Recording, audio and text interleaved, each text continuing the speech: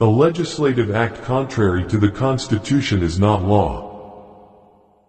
A constitution is framed for ages to come, and is designed to approach immortality as nearly as human institutions can approach it.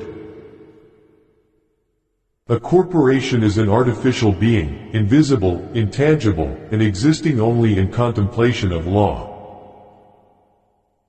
An unlimited power to tax involves, necessarily, a power to destroy, because there is a limit beyond which no institution and no property can bear taxation. Between a balanced republic and a democracy, the difference is like that between order and chaos.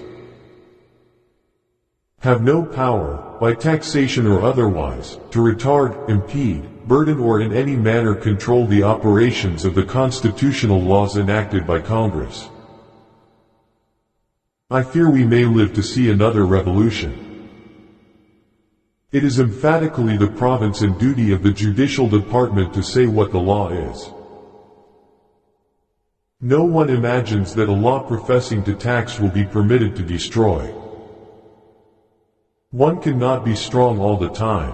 One should be strong when it's required to be strong.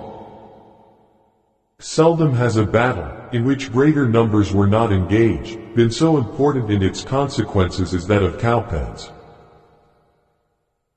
The Constitution is colorblind, and neither knows nor tolerates classes among citizens. The power to tax involves the power to destroy. The most lively fancy aided by the strongest description cannot equal the reality of the opera.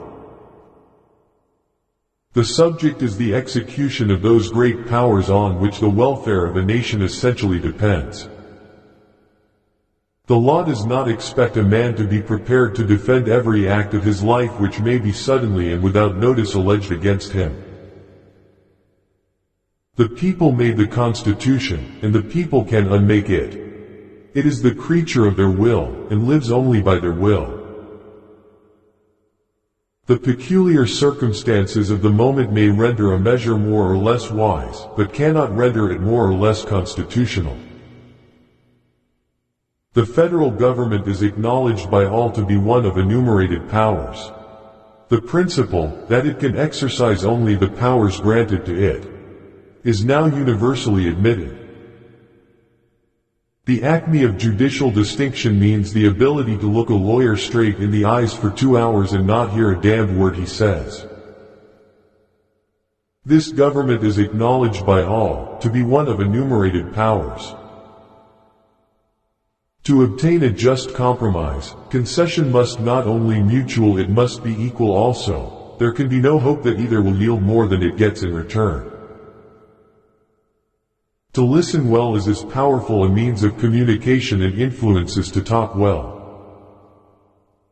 When a law is in its nature a contract, when absolute rights have vested under that contract, a repeal of the law cannot divest those rights.